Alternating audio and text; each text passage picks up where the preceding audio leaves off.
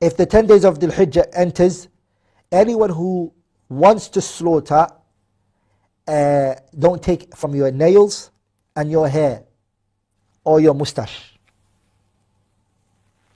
Don't take from it. Okay? Until you do your slaughtering.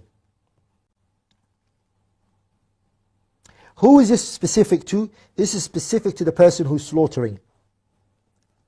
As for the family you're doing it on behalf, like your wife and your children, then the prohibition is not on them. Okay? They can cut their hair or whatever.